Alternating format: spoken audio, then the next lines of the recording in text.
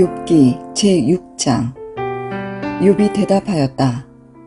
아, 내가 겪은 고난을 모두 저울에 달아볼 수 있고 내가 당하는 고통을 모두 저울에 올릴 수 있다면 틀림없이 바다의 모래보다 더 무거울 것이니 내 말이 거칠었던 것은 이 때문이다.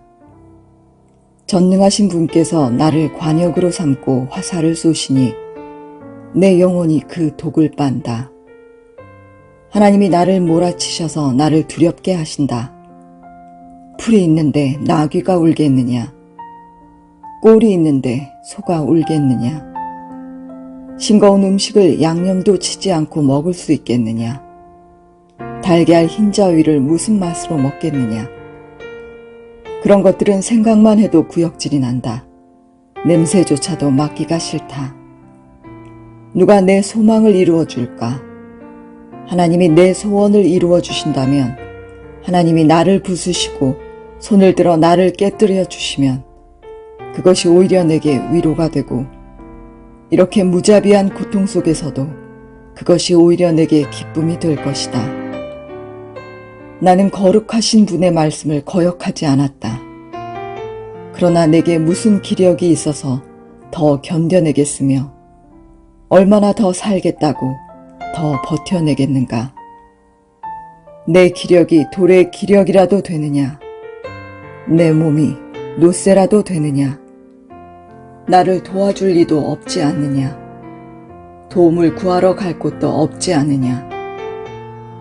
내가 전능하신 분을 경외하든 말든 내가 이러한 절망 속에서 허덕일 때야말로 친구가 필요한데, 친구라는 것들은 물이 흐르다가도 마르고 말랐다가도 흐르는 개울처럼 미덥지 못하고 배신감만 느끼게 하는구나.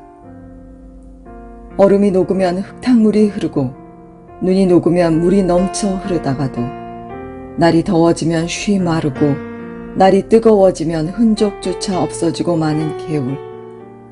물이 줄기를 따라서 굽이쳐 흐르다가도 메마른 땅에 이르면 곧 끊어지고 마는 개울. 대마의 대상들도 물을 찾으려 했고 스바의 행인들도 그 개울에 희망을 걸었지만 그들이 거기에 이르러서는 실망하고 말았다. 그 개울에 물이 흐를 것이라는 기대를 했던 것을 오히려 부끄러워하였다. 너희가 이 개울과 무엇이 다르냐? 너희도 내 몰골을 보고서 두려워서 떨고 있지 않느냐? 내가 너희더러 이거 내놓아라 저거 내놓아라 한 적이 있느냐? 너희의 재산을 떼어서라도 내 목숨 살려달라고 말한 적이 있느냐? 아니면 원수의 손에서 나를 건져달라고 하길 했느냐? 복군의 세력으로부터 나를 속량해달라고 부탁하기라도 했느냐? 어디 알아듣게 말 좀 해보아라. 내가 귀 기울여 듣겠다. 내 잘못이 무엇인지 말해보아라. 바른 말은 힘이 있는 법이다. 그런데 너희는 정말 무엇을 책망하는 것이냐? 너희는 남의 말 꼬투리나 잡으려는 것이 아니냐? 절망에 빠진 사람의 말이란 바람과 같을 뿐이 아니냐? 너희는 고아라도 제비를 뽑아 노예로 넘기고 이익을 챙길 일이라면 친구라도 서슴지 않고 팔아넘길 자들이다. 내 얼굴 좀 보아라. 내가 얼굴을 맞대고 거짓말이야 하겠느냐? 너희는 잘 생각해 보아라. 내가 억울한 일을 당하지 않게 해야 한다. 다시 한 번 더 돌이켜라. 내 정직이 의심받지 않게 해야 한다. 내가 혀를 놀려서 옳지 않은 말을 한 일이라도 있느냐? 내가 입을 벌려서 분별 없이 떠든 일이라도 있느냐? 욥기 제7장. 인생이 땅 위에서 산다는 것이 고된 종살이와 다른 것이 무엇이냐? 그의 평생이 품꾼의 나날과 같지 않으냐? 저물기를 몹시 기다리는 종과도 같고 수거한 싹을 애타게 바라는 품꾼과도 같다. 내가 바로 그렇게 여러 달을 허탈 속에 보냈다. 괴로운 밤은 꼬리를 물고 이어갔다. 눕기만 하면 언제 깰까, 언제 날이 셀까 마음 졸이며 새벽까지 내내 뒤척거렸구나. 내 몸은 온통 구더기와 먼지로 뒤덮였구나. 피부는 아물었다가도 터져버리는구나. 내 날이 배틀의 북보다 빠르게 지나가니 아무런 소망도 없이 종말을 맞는구나. 내 생명이 한낱 바람임을 기억하여 주십시오.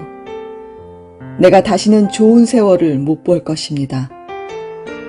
어느 누구도 다시는 나를 볼 수 없을 것입니다. 주님께서 눈을 뜨고 나를 찾으려고 하셔도 나는 이미 없어졌을 것입니다. 구름이 사라지면 자취도 없는 것처럼 수월로 내려가는 사람도 그와 같아서 다시는 올라올 수 없습니다. 그는 자기 집으로 다시 돌아오지도 못할 것이고 그가 살던 곳에서도 그를 몰라볼 것입니다. 그러나 나는 입을 다물고 있을 수 없습니다. 분하고 괴로워서 말을 하지 않고는 견딜 수 없습니다. 내가 바다 괴물이라도 됩니까? 내가 깊은 곳에 사는 괴물이라도 됩니까? 어찌하여 주님께서는 나를 감시하십니까? 잠자리에라도 들면 편해지겠지.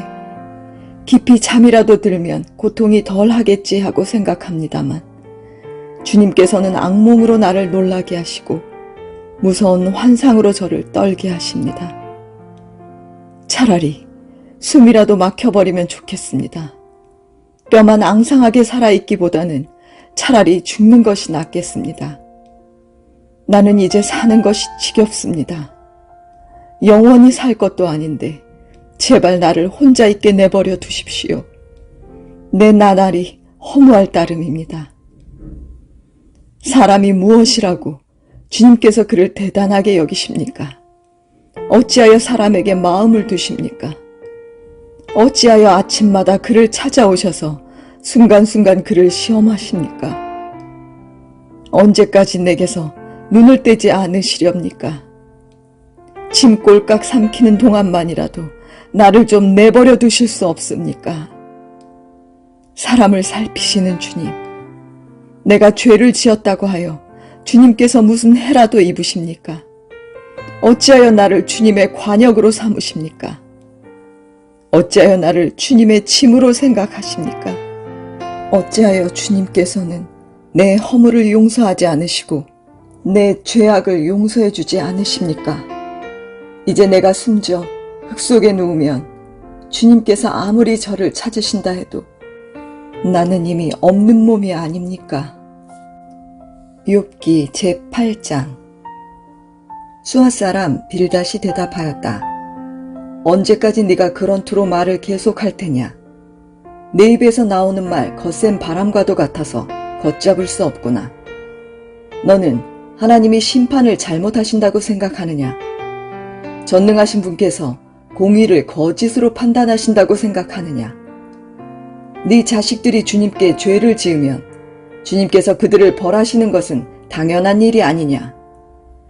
그러나 네가 하나님을 간절히 찾으며 전능하신 분께 자비를 구하며 또 네가 정말 깨끗하고 정직하기만 하면 주님께서는 너를 살리시려고 떨치고 일어나셔서 내 경건한 가정을 회복시켜 주실 것이다. 처음에는 보잘것없겠지만 나중에는 크게 될 것이다. 이제 옛 세대에게 물어보아라. 조상들의 경험으로 배운 진리를 잘 생각해 보아라.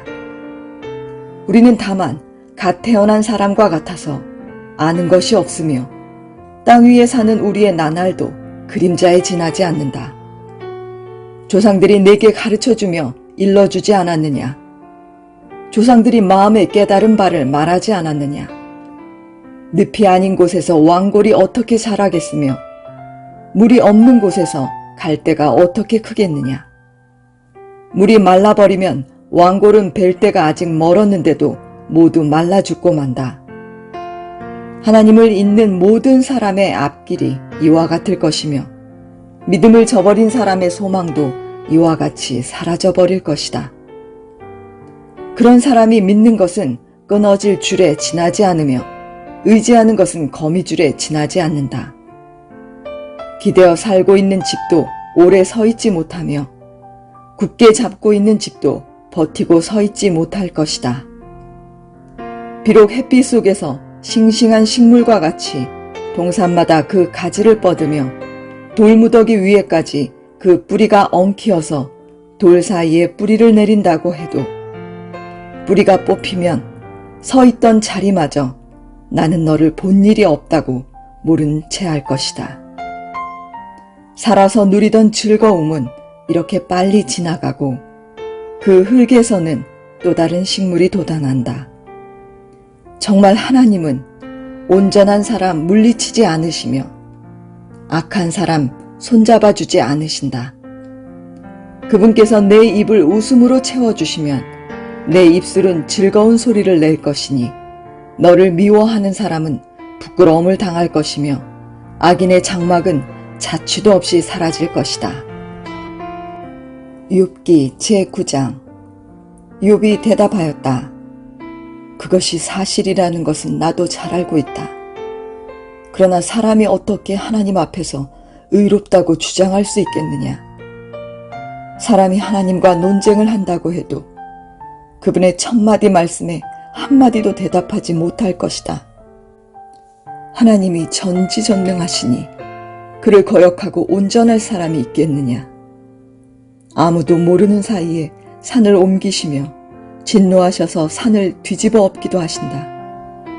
지진을 일으키시어 땅을 그 밑뿌리에서 흔드시고 땅을 받치고 있는 기둥들을 흔드신다. 해에게 명령하시어 뜨지 못하게도 하시며 별들을 가두시어 빛을 내지 못하게도 하신다. 어느 누구에게 도움을 받지도 않고 하늘을 펼치시며 바다 괴물의 등을 짓밟으신다.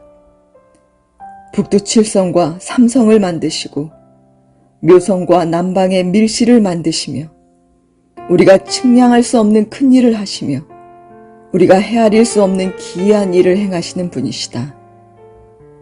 하나님이 내 곁을 지나가신다 해도 볼 수 없으며 내 앞에서 걸으신다 해도 알 수 없다. 그가 가져가신다면 누가 도로 찾을 수 있으며 누가 감히 그에게 왜 그러시느냐고 할 수 있겠느냐. 하나님이 진노를 풀지 아니하시면 라합을 돕는 무리도 무릎을 꿇는데 내가 어찌 감히 그분에게 한마디라도 대답할 수 있겠으며 내가 무슨 말로 말대꾸를 할 수 있겠느냐. 비록 내가 옳다 해도 감히 아무 대답도 할 수 없다. 다만 나로서 할 수 있는 일은 나를 심판하실 그분께 은총을 비는 것뿐이다.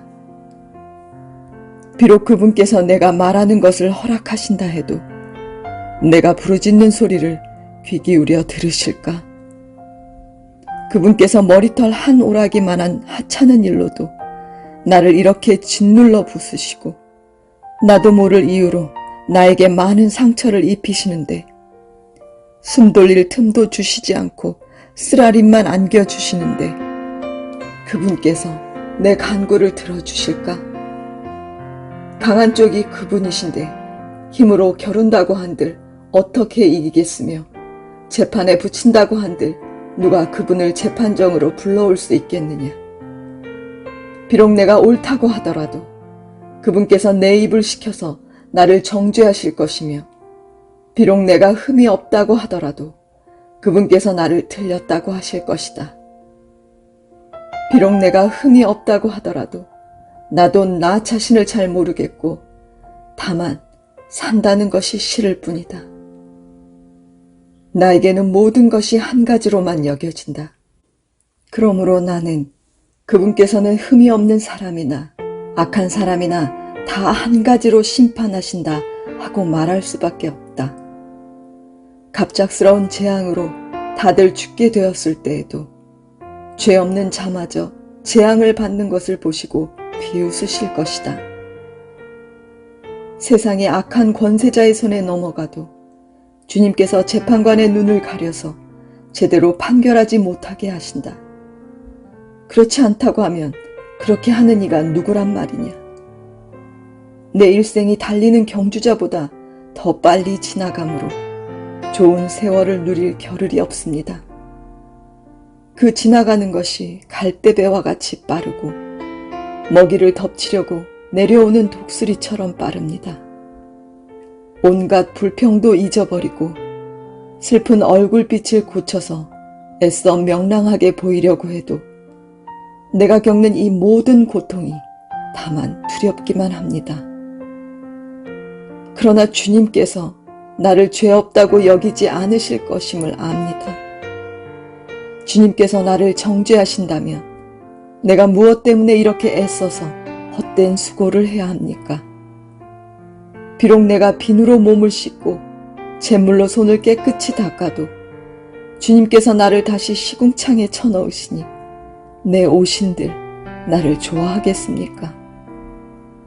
하나님이 나와 같은 사람이기만 하여도 내가 그분께 말을 할 수 있으련만, 함께 법정에 서서 이 논쟁을 끝낼 수 있으련만, 우리 둘 사이를 중재할 사람이 없고 하나님과 나 사이를 판결해 줄 리가 없구나. 내게 소원이 있다면 내가 더 두려워 떨지 않도록 하나님이 채찍을 거두시는 것. 그렇게 되면 나는 두려움 없이 말하겠다. 그러나 나 스스로는 그럴 수가 없는 줄을 알고 있다. 욥기 제10장. 산다는 것이 이렇게 괴로우니 나는 이제 원통함을 참지 않고 다 털어놓고 내 영혼의 괴로움을 다 말하겠다. 내가 하나님께 아뢰겠다. 나를 죄인 취급하지 마십시오. 무슨 일로 나 같은 자와 다투시는지 알려주십시오. 주님께서 손수 만드신 이 몸은 학대하고 멸시하시면서도 악인이 세운 계획은 잘만 되게 하시니 그것이 주님께 무슨 유익이라도 됩니까? 주님의 눈이 살과 피를 가진 사람의 눈이기도 합니까? 주님께서도 매사를 사람이 보듯이 보신단 말입니까? 주님의 날도 사람이 누리는 날처럼 짧기라도 하단 말입니까? 주님의 횟수가 사람이 누리는 횟수와 같이 더덥기라도 하단 말입니까? 그렇지 않다면야 어찌하여 주님께서는 기어이 내 허물을 찾아내려고 하시며 내 죄를 들추어내려고 하십니까? 내게 죄가 없다는 것과 주님의 손에서 나를 빼낼 사람이 없다는 것은 주님께서도 아시지 않습니까? 주님께서 손수 나를 빚으시고 치으셨는데 어찌하여 이제 와서 나에게 등을 돌리시고 나를 멸망시키려고 하십니까? 주님께서는 진흙을 빚듯이 몸소 이 몸을 지으셨음을 기억해 주십시오. 어찌하여 주님께서는 나를 티끌로 되돌아가게 하십니까? 주님께서 내 아버지에게 힘을 주셔서 나를 낳게 하시고 어머니가 나를 품에 안고 젖을 물리게 하셨습니다. 주님께서 살과 가죽으로 나를 입히시며 뼈와 근육을 엮어서 내 몸을 만드셨습니다. 주님께서 나에게 생명과 사랑을 주시고 나를 돌보셔서 내 숨결까지 지켜주셨습니다. 그러나 지금 생각해보니 주님께서는 늘 나를 해칠 생각을 몰래 품고 계셨습니다. 주님께서는 내가 죄를 짓나 안 짓나 지켜보고 계셨으며 내가 죄를 짓기라도 하면 용서하지 않으실 작정을 하고 계셨습니다. 내가 죄를 짓기만 하면 주님께서는 가차없이 내게 고통을 주시지만 내가 올바른 일을 한다고 해서 주님께서 나를 믿어주시지는 않으셨습니다. 그러니 나는 수치를 가득 덮어쓰고서 고통을 몸으로 겪고 있습니다. 내 일이 잘 되기라도 하면 주님께서는 사나운 사자처럼 나를 덮치시고 기적을 일으키면서까지 내게 상처를 주려고 하셨습니다. 주님께서는 번갈아서 내게 불리한 증인들을 세우시며 내게 노여움을 키우시고 나를 공격할 계획을 세우셨습니다. 주님께서 나를 이렇게 할 것이라면 왜 나를 모태에서 살아나오게 하셨습니까? 차라리 모태에서 죽어서 사람들의 눈에 띄지나 않았더라면 좋지 않았겠습니까? 생기지도 않은 사람처럼 모태에서 곧바로 무덤으로 내려갔더라면 좋았을 것입니다.